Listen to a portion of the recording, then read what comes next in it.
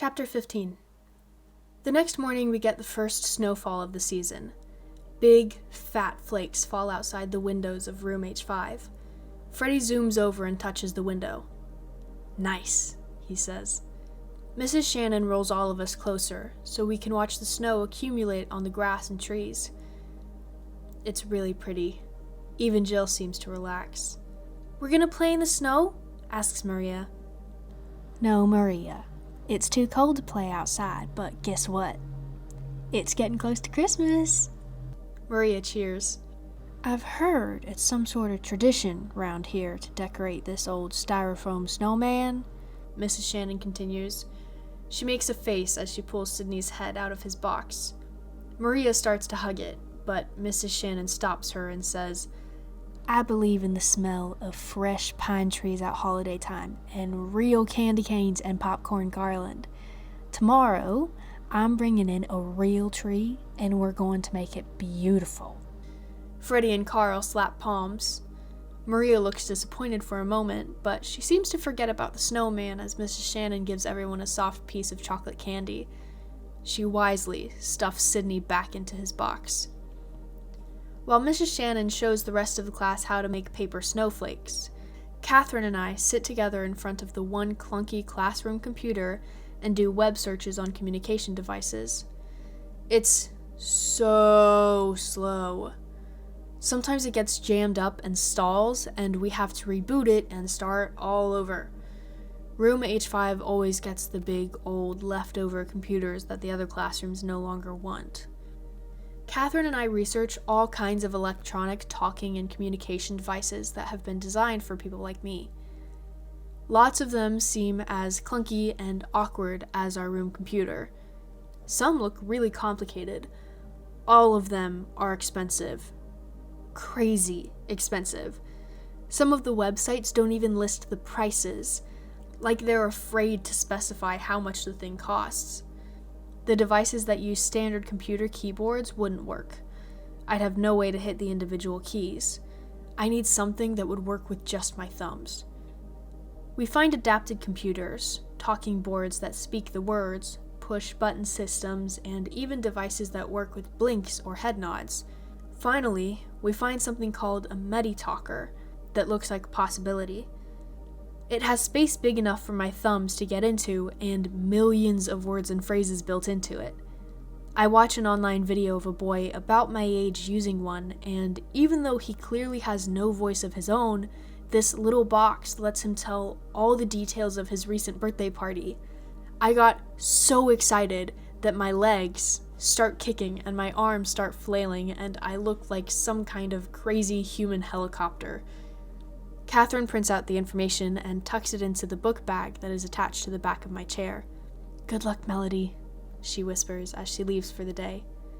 When I get off the school bus after school, Mrs. V is waiting for me as usual. I almost twist out of my seat trying to point to my bag to let her know I have something important in it. "Hold your horses," Mrs. V says.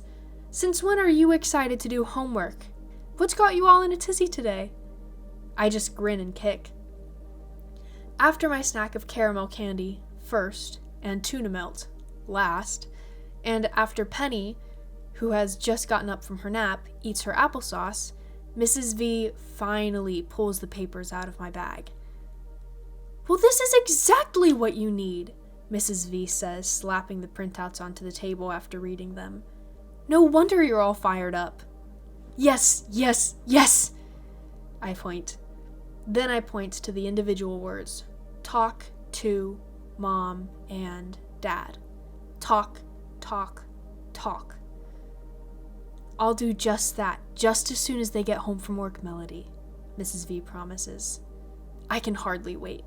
While Penny watches Cookie Monster gobble carrots instead of cookies on Sesame Street, I dream of talking, talking, talking.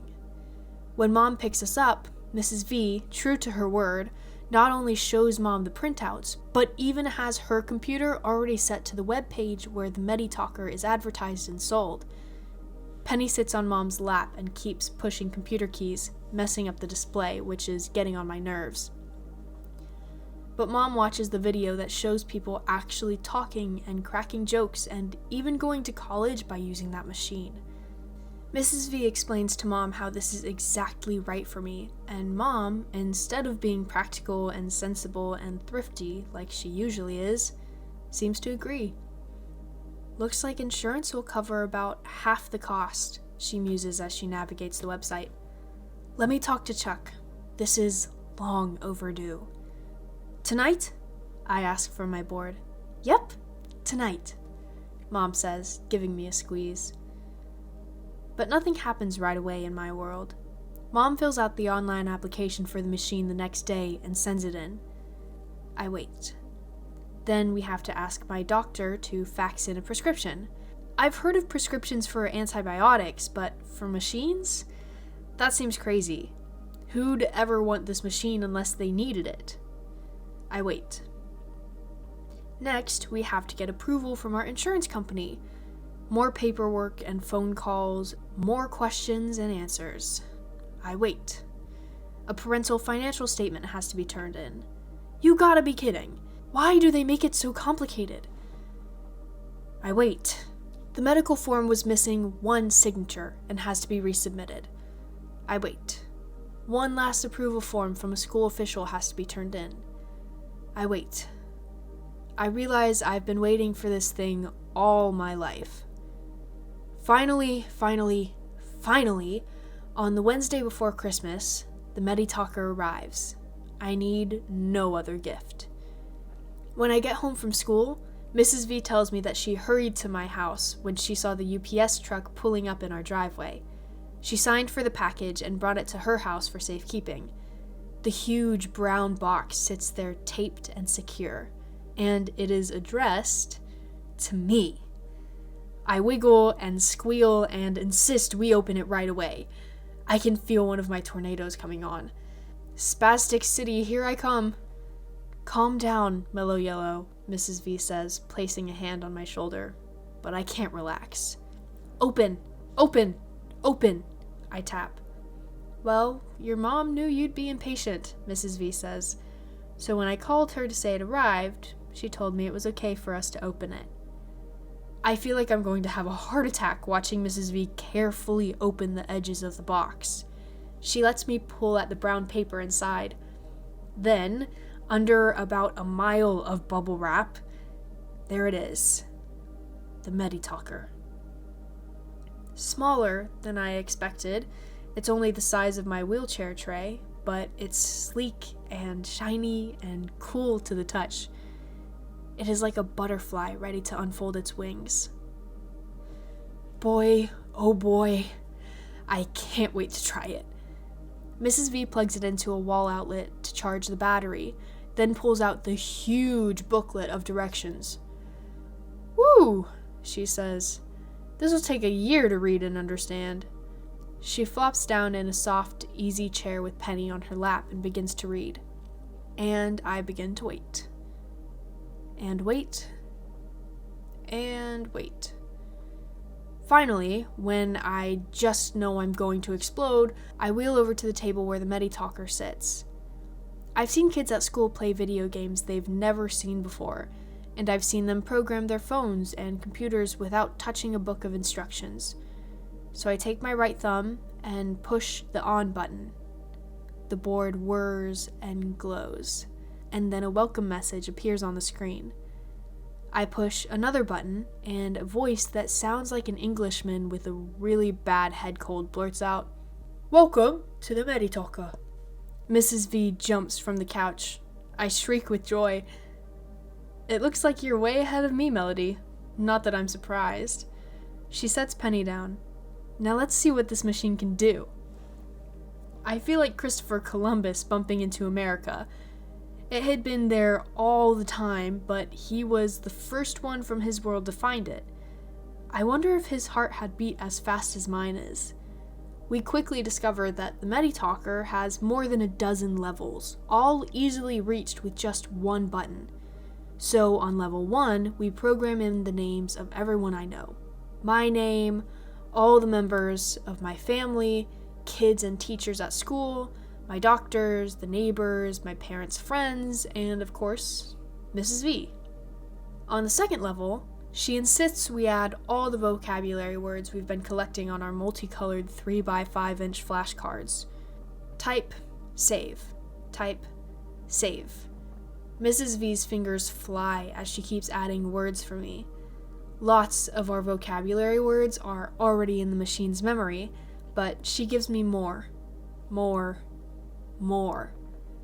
Nouns, verbs, adverbs, and adjectives, thousands of them, as well as a cool sentence maker that is located on another level. We can prepare hundreds of phrases and sentences and get to them with just a touch. Have you heard their latest song? That's what's up. How did you do on the spelling test? Ordinary words, normal conversation. I've never had that. Awesome. Another level is for numbers and even computation. I'll be able to do math now. Maybe I won't tell the teachers about that one. And there's a level full of corny jokes and silly sayings with room left for us to add more. Another level plays music. I can connect the device to a computer and download any song I want. I can't wait to search iTunes. Maybe I can ask Rose which songs are hot.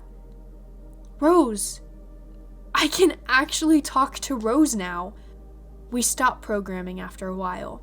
Penny needs to be changed and kept occupied, but I'm much too excited to rest. So after Mrs. V gets Penny set up with her dollhouse at the foot of the couch, we add even more words and phrases. Finally, she stops typing and says, "Would you like to try it out?" The room is absolutely quiet. I stroke the edge of the machine softly, then push 2 buttons. "Thanks, Mrs. V," the computer's voice says. She blinks real fast. I do too. She reaches for a tissue. We both need it. Mrs. V tucks the tissue into her pocket, then begins reading again from the instruction manual. "Hey, listen to this," she says. "With that connector cord, you can also save longer things you want to write, like stories or poems on the computer." "Wow," the machine says. Mrs. V nods in agreement. "This is going to be fun, but you're gonna need lots of practice to make it say what you want, kid." She's right. Many levels have been left blank for users to input their own information. Words, sentences, phone numbers, even pictures. Information that can be typed directly into the machine, or it can be downloaded from a computer. It's a little overwhelming. "We can design this to fit you, Melody," Mrs. V tells me. "This will be your world, so let's take our time and make it exactly what you need." I am so happy. I almost felt like hugging the machine, but that would look silly. Instead, I name it. That's probably pretty dumb, but sometimes it's good to have something that nobody else knows but you. I'm not going to type the name into the machine because it's personal, but in my mind, I'm going to call the Meditalker Elvira, after that song I like. Yep, my heart's on fire for Elvira. While Mrs. V plays with Penny for a while, I continue to explore what Elvira can do. One of the first changes I want to make is the hello message and the voice that it speaks. The computer-produced greeting sounds really fake, but the machine offers several female voices to choose from, as well as a bunch of different languages. I picked the voice called Trish. She actually sounds like a girl, not a grown-up. I wouldn't mind sounding like her if I could talk. "Bienvenue," Trish says in French. I know that means welcome. I push the button for German, and she says, "Willkommen." I even find something that sounds like "Funying" when I touch the button for Chinese. I stop for a minute and stare at the board. It has never occurred to me that there are kids like me in Germany and China and France who need a machine to help them talk. Mrs. V returns to me and helps me change the original welcome message from the very mechanical sounding "Welcome to Meditalker" to Trish's voice, saying, "Hi, I'm Melody. Talk to me. I can't wait to take it to school and introduce my new computer to everybody there. I wonder what Rose will say. By now, both Mom and Dad have called to check on how we're doing, how much progress we've made. They're both anxious to get here and see the device for themselves, so while we wait, Mrs. V suggests that we keep programming it, adding more and more. She thinks I should practice using it for a couple of weeks before taking it to school. I don't really want to wait, but I have to agree with her that this is going to take some time. I want to be able to use the system to talk like ordinary kids. Sort of. So we return to words. I want to input thousands of them. Notebook, marker, homework, assignment, test, positive, negative, fingernail, nail polish, outfit, backpack, purse, scared, excited, purple. Then we type in more phrases, hundreds of them. To them all, from a distance, in the middle of, as a result, the reason why. Lastly, we get to some sentences, dozens of them. What time is it? What's up with that? You crack me up. I'm so excited. Before the doorbell rings. When Dad and Mom come in to pick us up, Dad is ready with his camcorder. His hands are shaking a little. Show us how it works, honey, he says. I can't believe Dad is making a video of me saying my first words. It's almost like when he filmed Penny's first words. Well, not really. I type very carefully and push the button to make the machine speak. Hi, Dad. Hi, Mom. I am so happy. Mom gets all teary-eyed and her nose gets red. She is looking at me all soft and gooey. When I think about it, I realize I have never, ever said any words directly to my parents. So I push a couple of buttons and the machine speaks the words I've never been able to say. I love you. Mom completely loses it. She bubbles up with tears and grabs Dad. I think he might be sniffing back a couple of tears himself. But he has recorded it all.